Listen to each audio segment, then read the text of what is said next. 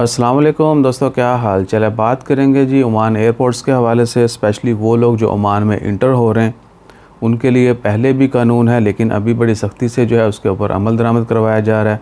Oman CAA दीगर authorities की तरफ से यानी गवर्नमेंट की तरफ से अनाउंसमेंट कर दी गई है कि जितने भी लोग, स्पेशली वो लोग जो ओमान में इंटर होते हैं और अगर उनके पास मेडिसिन है तो वो मेक श्योर कर लें कि उस मेडिसिन की उनके पास प्रिस्क्रिप्शन भी है, यानी डॉक्टर की पर्ची है जिसके ऊपर लिखा हुआ है कि ये मेडिसिन है, ये यूज़ है, इतना यूज़ है, इतनी क्वांटिटी आपने यूज़ करनी है, और उसके ऊपर प्रॉपर स्टैम्प सिग्नेचर है।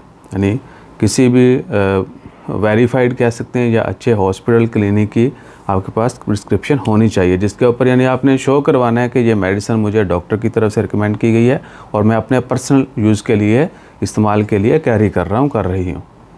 तो जितने भी लोग ओमान में इंटर हो रहे हैं स्पेशली उन्होंने इस चीज़ को जो है बखूबी पहले से जानना है कि अगर वो कोई भी मेडिसिन कैरी कर रहे हैं तो उनके पास उसकी पर्ची होनी चाहिए।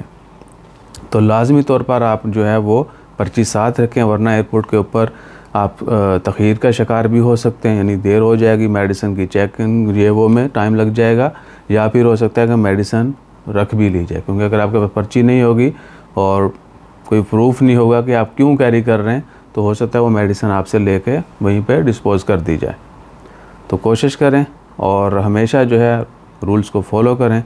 एयरपोर्ट्स के ऊपर अगर ये सब आपको पता है कि किसी भी चक्कर में बंदा फंस जाए तो फिर टाइम कितना लगता है, आप ख़ुद परेशान। स्पेशली फैमिलियाँ जो हैं वो अक्सर बच्चों की मेडिसिन कैरी करती हैं और पर्ची वगैरह नहीं होती, या किसी भी मरीज़ की मेडिसिन।